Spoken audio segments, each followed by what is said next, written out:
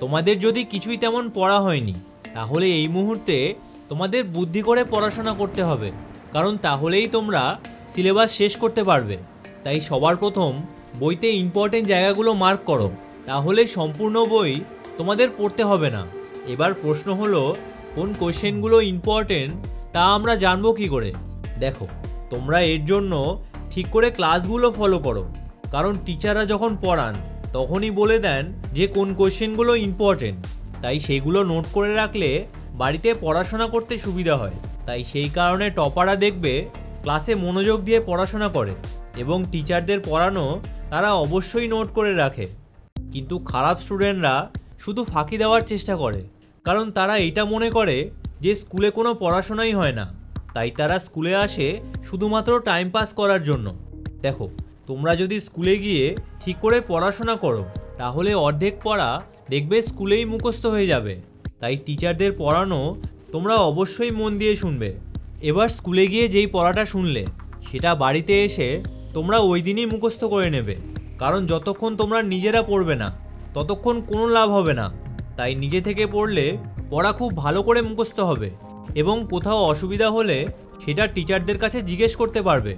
এবার তোমরা যে পড়াশোনা করছো সেই পড়াশোনার জন্য অবশ্যই একটা রুটিন ফলো করতে হবে, কারণ তাহলেই তোমরা প্ল্যানিং করে পড়াশোনা করতে পারবে। এবার এই রুটিনটা কিভাবে ফলো করতে হয় সেটাই এখন আমরা দেখব। জেগে ওঠো চ্যানেলে তোমাদের সবাইকে স্বাগত। তোমরা সারাদিনের মধ্যে 6 ঘন্টা অবশ্যই বার করো এবং সেই 6 ঘন্টাকে তোমরা সাবজেক্ট অনুযায়ী ভাগ করে নাও। অর্থাৎ যেই সাবজেক্টটা খুবই কঠিন তার জন্য 2 ঘন্টা সময় রাখো এবং যেই সাবজেক্টটা সহজ তার জন্য 1 ঘন্টা সময় রাখো।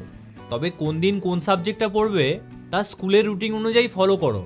এবার এই 6 ঘন্টা যে পড়াশোনা করবে তার মধ্যে 1 ঘন্টা তোমরা রিভাইজ করার জন্য সময় রাখো, তাহলে প্রত্যেকটা অ্যান্সার খুব ভালো করে মুখস্থ হয়ে যাবে। তবে এই মুহূর্তে যেটা সবথেকে বড় সমস্যা সেটা হলো আমাদের পড়াশোনা করতেই ভালো লাগছে না, তাই বই নিয়ে বসলেও মাথায় অন্য কথা চলে আসছে। দেখো, তোমরা যদি সত্যিই ভালো রেজাল্ট করতে চাও তাহলে খারাপ লাগলেও পড়াশোনা করতেই হবে।